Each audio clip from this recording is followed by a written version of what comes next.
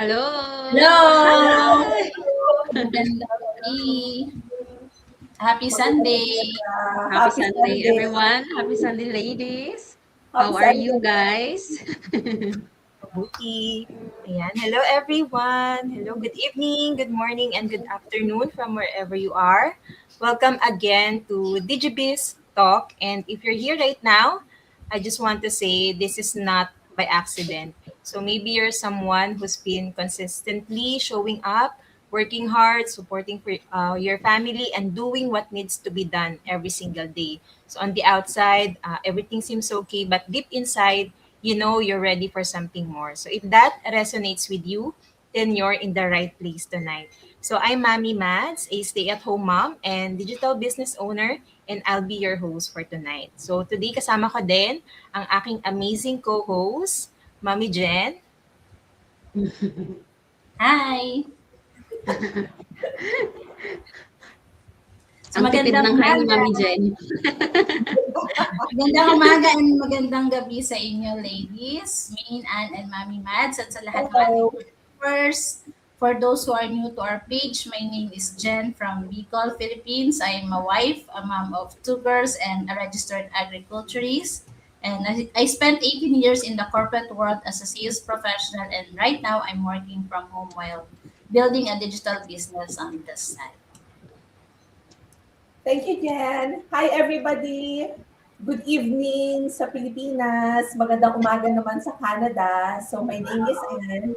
I'm currently based here in New Brunswick, Canada with my husband. I'm a wife, I'm a firm mama, and a full-time corporate girly for over 2 decades now. And I'm also a digital business owner and mentor. I hope keep engaging lang kayo and I'll be reading some comments later. Alright, so thank you. And medyo may palag ka ng konti. Hello everyone, I'm Maine, originally from Mindanao but now living in Marikina. I am a full-time civil engineer and also building a digital business on the side. And for everyone watching live or on replay, we are glad na nandito kayo because I know marami kayong matutunan tonight. And some of you might relate to our guests, so stay tuned until the end. So, Mami Mads, go introduce our Thank guest. you, ladies. And now, I'm really excited for this part.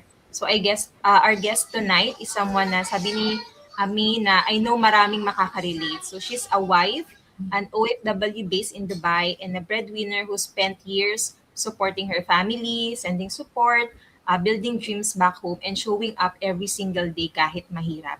Yung story niya, I know hindi lang sa kanya, but story siya ng maraming Pilipino na nasa abroad ngayon. So, and today, she's here to share her journey, not just the struggles, but also how she started exploring something more for her future. So, guys, I want you to really listen kasi baka natutunan sa sarili mo sa story niya. So, let's all welcome Sis Liz.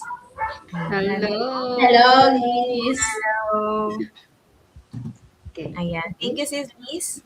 Thank you so much for saying yes and being here with us tonight. Ayan. So, hindi na tayo magpatumpik-tumpik pa. Let's start na. Hello, everyone. Ayan. So, Sis Liz, so let's start with Ayan. something So, hello, simple lang. everyone. And Okay, medyo lag tayo. hi, everyone. Good afternoon from here in Dubai. Hello, Sis Liz. Ayan. So, can you hear me naman, Sis Liz? Medyo lag po yung ano natin. Oo. Yung ano, no? Medyo naglalag si Sis Liz. Wait lang, everyone. Naglalag, may ano lang. Muna tayo. Problem lang yung guest natin. May dumaang drone sa Dubai. Okay. Yan. Alright. All right. Welcome back. Yes. Yes. Sis Liz. Ayan.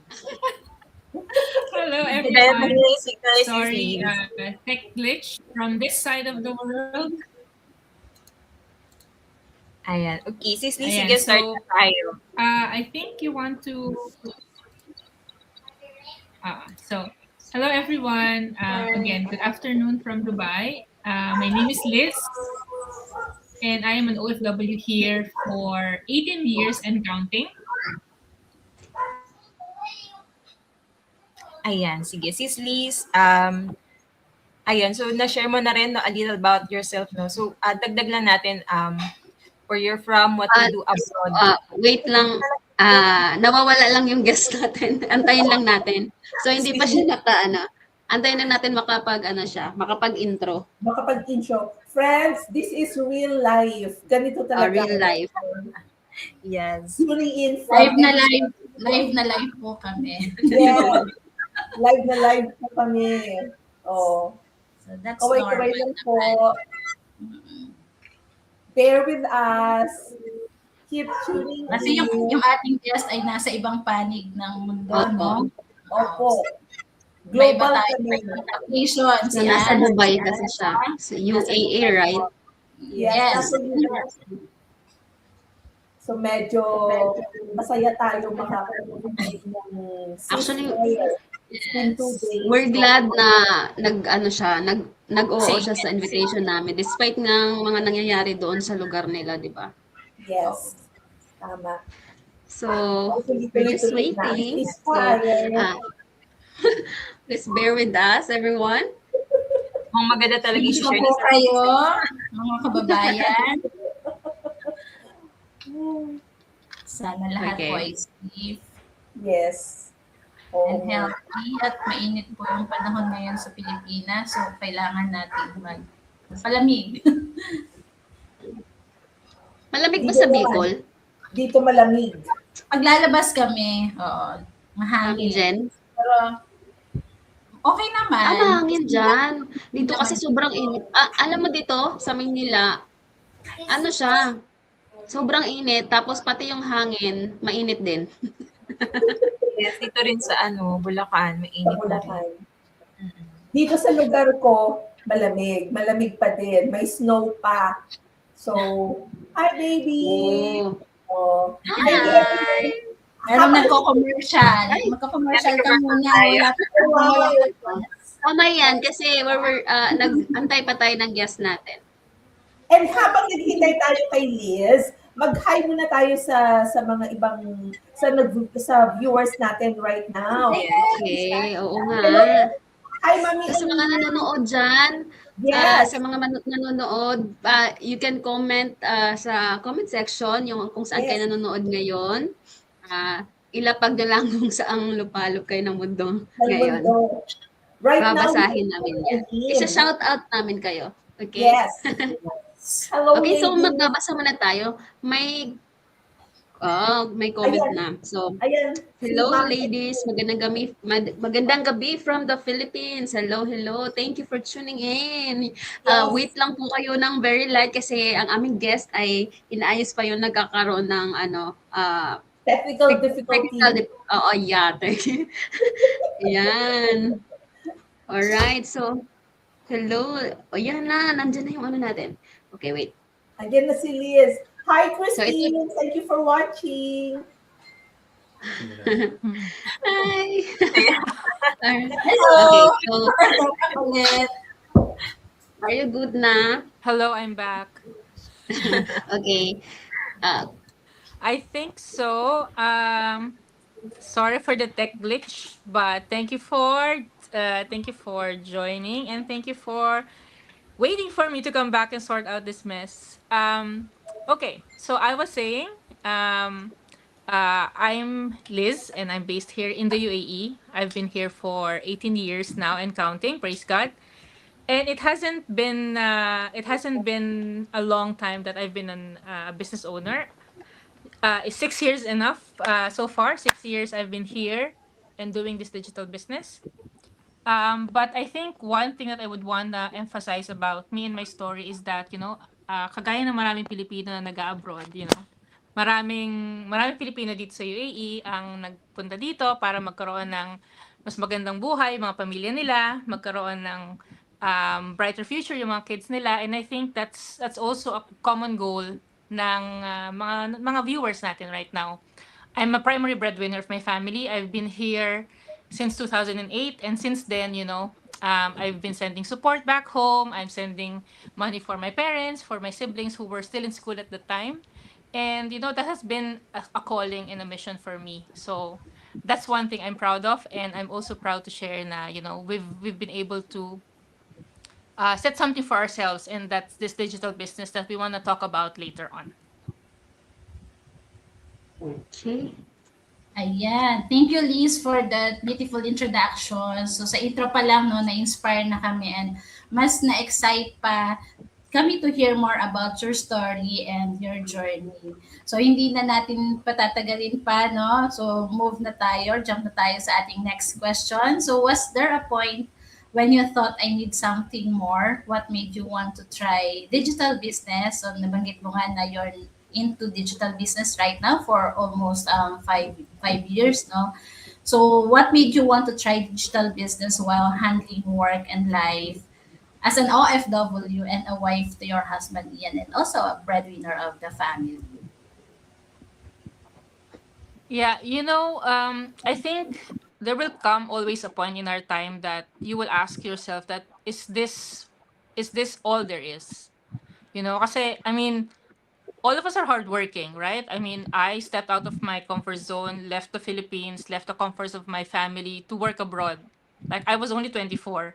So from that age, I was already working hard, building my family life. I mean, supporting my family and of course building my career here. Pero 'di ba parang tayo, umaabot din tayo sa panahon na tipong, shucks, parang ganito na lang ba lagi yung buhay ko? Parang lagi na lang ba akong ganito na I'm working hard, I'm sending money back home, I'm slowly making dreams come true for my family, but also like, what about me? 'Di ba? I think Anne would also relate to that, like, paano naman ako? So, it's not about being ungrateful for the mission or the calling that you have as a person. For me, my calling is to be a breadwinner, to support my family, and that's okay. But also sometimes you would also want to go beyond those dreams. Like, okay, paano naman kami ng asawa ko in the future, right? I mean, being OFWs, meron kami certain timeline na nandito kami sa UAE. And while we are grateful na we have a good job here, we have a good pay, at the end of the day, either babalik kami sa Pilipinas pagkatapos ng contracts namin dito or when we reach retirement age, or maybe we would immigrate abroad. God knows, right? But that also means that yung level of comfort namin right now here will not be the same pag nag-retire na kami. Kung wala kaming backup plan. Kung ang inaasahan lang namin is yung gratuity namin siguro or yung savings namin while we're here. So, na-realize din namin na for us to be more generous and happier breadwinners, we need to have more. And sometimes that more doesn't, again, mean na you're being selfish or you're being greedy. 'Di ba? Kasi there's no such thing naman as being greedy if you want more para you can share more. 'Di ba? Kasi I'm sure many of you would relate na sana mas malaki yung kinikita ng asawa ko or kinikita ko para I can provide more. Whether it's through your immediate family or to other relatives na pwede niyo matulungan. So for us, our thinking is like that. How can we have more and also have something for ourselves, 'di ba? Pero nung time na yun, parang career is so busy, sobrang busy namin sa trabaho na I don't think I have time para maghanap ng secondary job or, yung mga bagay na naisip natin kaagad na, okay, siguro mag-sideline ako ng, I don't know, I work another 4 hours for something else. And nakakatawa kasi parang it all happened like the quarter before the pandemic of 2020. As in, quarter 4 ng 2019, na-introduce sa akin tong business na to. And I was like, sobrang busy ko, wala akong time manood ng webinar, parang kailangan ko ba talaga nito? I mean, I was feeling secure in my job. Ang yabang ko no? Tipong, ay, matagal na ako sa trabaho ko. Alam mo yan, tipong, I'm so great at my career. I know this is where I will retire. Pero, noong 2020, parang, shocks. Hindi pala ganon. Na tipong, ang laking slap sa face mo na, yung industry na akala mo is susuporta sa'yo till your old age is an industry that's not needed when something as big as a pandemic will hit. Diba? We work in retail. So, Ian and I work in retail. So, as you know, noong 2020, sarado lahat ng malls, sarado lahat ng retail stores, nobody was shopping. And that means yung business namin is irrelevant. It's not needed. So, tipong, yung trabaho namin parang paano na? Of course, we started working online. We started to work things from through Zoom and all of that. But at the end of the day, you would have that thinking na parang, shucks, paano kung magtuloy-tuloy ito? So, yun yung talaga naisip namin na we really should be doing something beyond what we're comfortable doing and beyond what we think that is secure. Kasi hindi naman talaga secure mga trabaho natin, di ba? No matter how think it is or no matter how much we believe it is secure, hindi naman talaga. So, buti na lang talaga, parang both of us, my husband and I, sat together. We worked, we watched this webinar together. We watched it twice, thrice. We wrote down our questions. We went back to our mentor who introduced this, and then we said, you know what? Let's do this. Kasi parang feeling nga namin late na kami. Kasi parang, hello, pandemic na and all of that. Tapos, may mga usapan pa sa office na things might happen. Parang, shucks, kinakabahan ka na mangyayari. So parang, instead of waiting around and seeing how things will turn out, just like, go for it. Kahit wala kami experience, kahit, we're a bit doubtful about our capacity to be good at it, we said, you know what, let's start this. Let's do this. So that was it. That was the start. It was July 2020 when we started this business, and praise God, now we are in 2026. We're still here. We're still growing. We're still thriving. We're still learning, and we're still, here sharing this opportunity to all of you guys, to all of your audiences na we know can also benefit from this. Thank you, Liz. Sobra grabe. I'm sure maraming makaka-relate sa story ni Liz. I myself nakaka-relate talaga sa story ni Liz, being a primary breadwinner as well for my family. So lahat ng mga, hopefully, ng mga OFWs who are tuning in right now, ay makarelate, magkaroon kayo ng inspiration sa story ni Liz. And I'm sure story din to ng maraming OFWs from across the globe. Thank you, Liz, for being so honest with us and being vulnerable, sharing your story.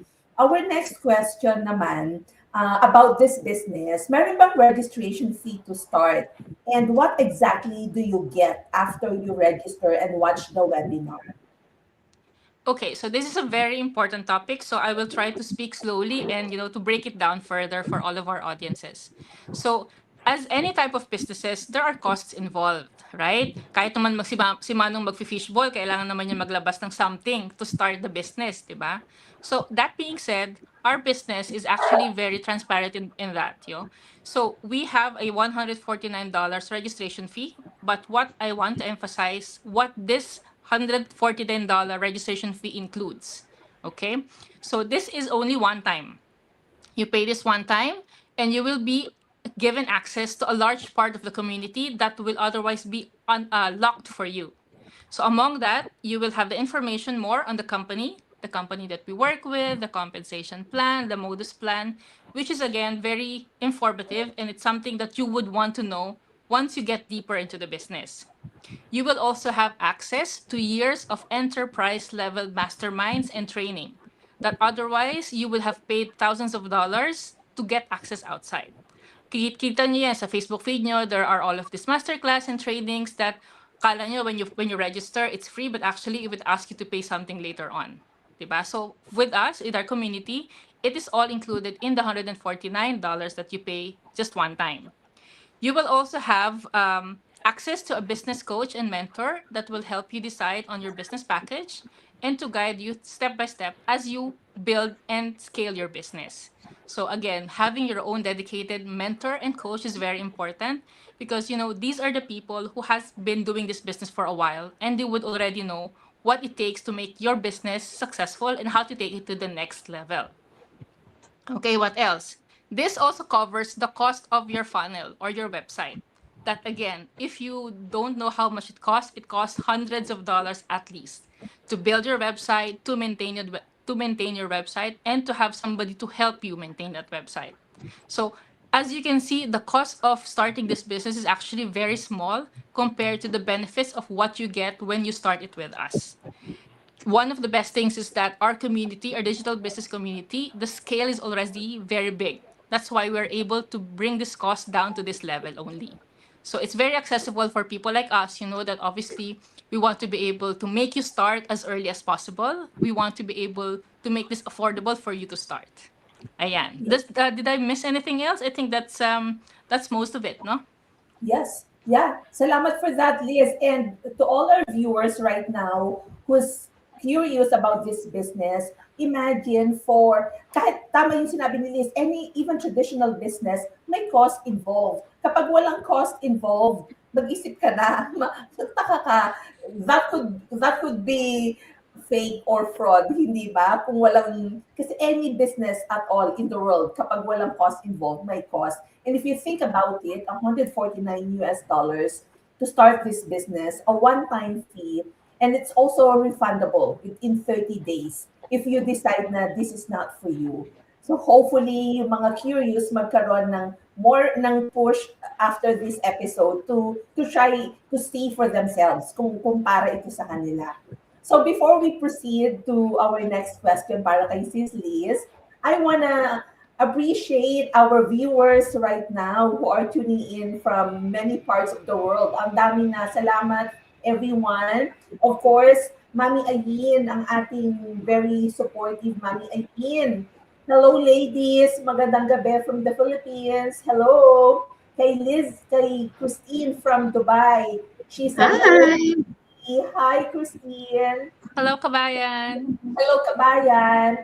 And of course, Mark Wien, ang ating avid supporter. Thank you so much, Mark Wien, for tuning in every time sa aming mga live. Ayin said, totoo, napakainit dito sa Manila. Ang sarap mag-aircon buong araw. Nakakatuwa ang iba't ibang weather, galing tayo sa iba't ibang parts of the world. Ayin said, hello Liz, I hope better na dyan sa UAE. Yes, prayer natin lahat yan. Sabi ni Christine, true, shout out sa mga breadwinners. Yes, mabuhay ang lahat ng mga breadwinners sa buong mundo. Sabi ni Christine, need talaga ng backup plan. Totoo yan, kasi no job is ever secure. Lalo na sa panahon ngayon, wala talaga. Sabi ni Ayin, maraming OFWs ang makaka-relate sa'yo, Liz. I agree. Ayin, it's God's perfect timing na maging business owners kayo, Liz. Yes, that's true. Walang accident sa mundo. Lahat yan may purpose and reason. And Christine commented, amazing story, very relatable. Being an OFW, we really need to build something beyond our 9 to 5. True. And sabi ulit ni Christine, yes, the best online business ever. We agree. We all agree. Yes. Thank you so much sa mga nag-comment, sa mga viewers natin. We appreciate you all. So, balik tayo sa question. So, nga pala, thank you, Sis Liz. Ang ganda ng pag-explain mo and I really appreciate how transparent you were, especially sa part na usually, ito yung mga kinakatakutan or in-overthink ng mga tao na curious sa business natin. Kasi totoo yun eh. Most of the time, hindi naman talaga lack of opportunity yung problem eh. It's lack of clarity. Kapag hindi mo fully naintindihan kung paano nag-work, doon pumapasok yung mga doubt, yung hesitation, yung fear, tapos sasabihin ng iba na scam yan, ganyan. And I love what you shared because it gives people a clearer picture na this is not about hype, it's about understanding the system, seeing the process, and deciding from a place of awareness. So, hindi siya pressure. So, for those sa mga nanonood right now na nasa stage na curious pero nagdadalawang isip pa, this is exactly why conversation like this matter para mas maintindihan nyo before you even decide. So now, Sis Liz, I want you to, ang next question namin is, since starting your digital business journey, what would you say really changed the most of you? Is it your mindset or your daily routine or even your priorities in life, especially as someone na malayo sa family and carrying the responsibility as a breadwinner? Gusto naming marinig yung journey mo doon. Thank you for that question po. Parang Miss Universe. Thank you for that question. Actually, parang I would say it's all of the above. Siguro, having a different an upgraded mindset is very important. Kasi for us, di ba, parang nagkaroon na agad ako ng, in a way, ng doubt na tipong, all of these years, I've been building a career. Is it just like, for what?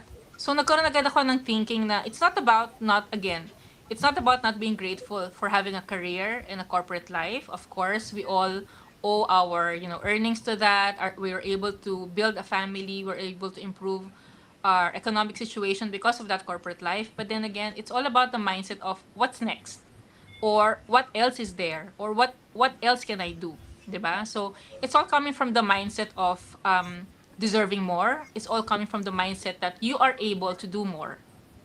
Kasi pag nilimitahan natin yung sarili natin na, actually, pagod na ako sa 9 to 5 ko eh, parang kailangan ko pa ba mag-side hustle ng 8 to 10, ng 9 to 11? Parang why? Parang masyado ko bang ini-stretch naman yung sarili ko? But if you come from the mindset of saying na, actually, yes, I can still do it, you know? If I can work for a company for 8 hours, surely I can do 2 hours for myself.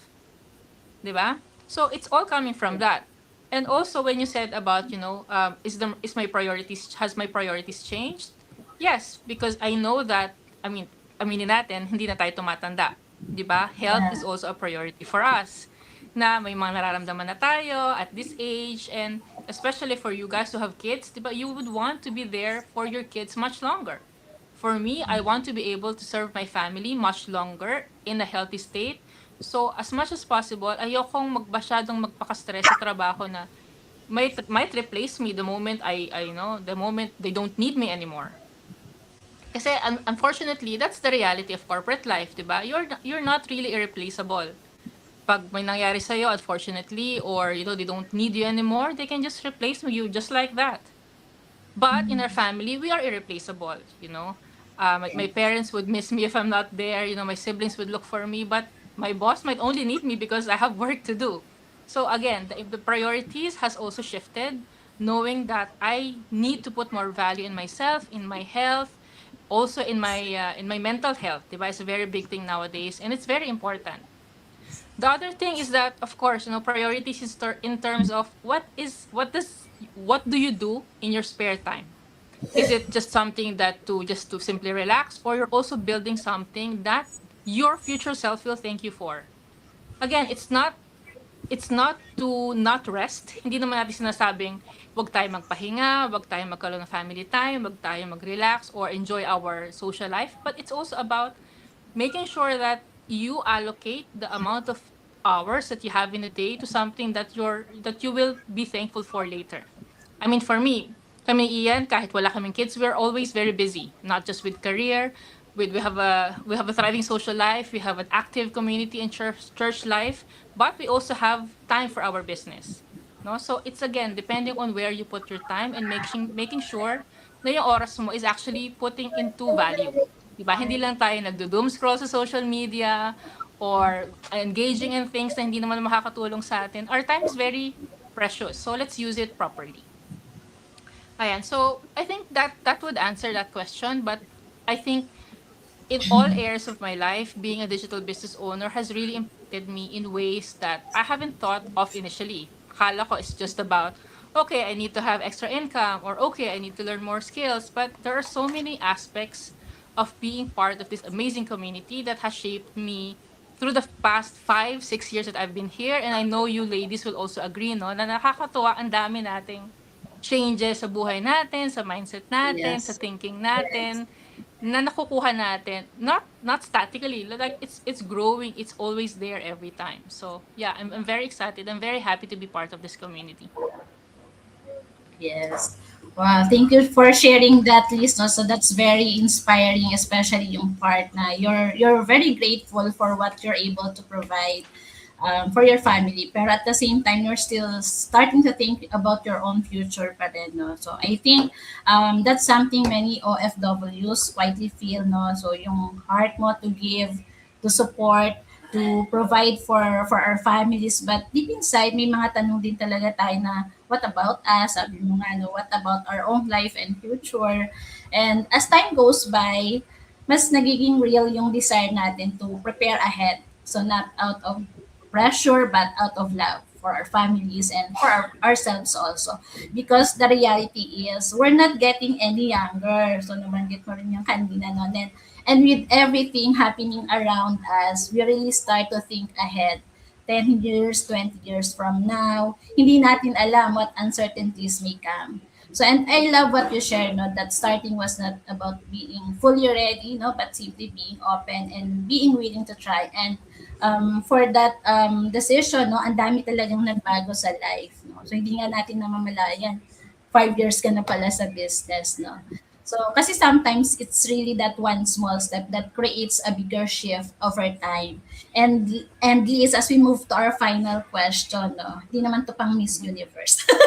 So para sa ating mga viewers, especially those who are really resonating with your story, no, na nakaka-inspire talaga. So what's one message you'd like to share with our fellow OFWs or anyone supporting their family abroad who might feel stuck but are looking for more freedom, more purpose, or extra income? Yeah. I think I always share the biggest regret that the only regret that Ian and I have of this business. And that is we wish we started sooner. As in, really, it's just in the nick of time that we started this business bago mawala yung well-paying job ko in 2020, no? Pero on hindsight, if I had a chance to do it much earlier, I would. Because as you know, sometimes it like you said, nga, it's not about being ready. It's about having the clarity.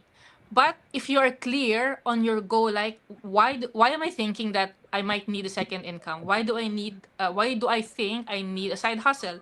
It's because at the back of your mind, you know that kahit gaano kaganda yung sweldo mo, kahit gaano ka secure you think yung trabaho mo, parang there's always that doubt, di ba? It's not. It's really not. And you know that you have that, parang may hinihint na sa'yo na parang start something small, start, even if you're scared, start asking questions, start doing something. Kasi it, obviously, with all types of businesses, it takes time for you to grow and build.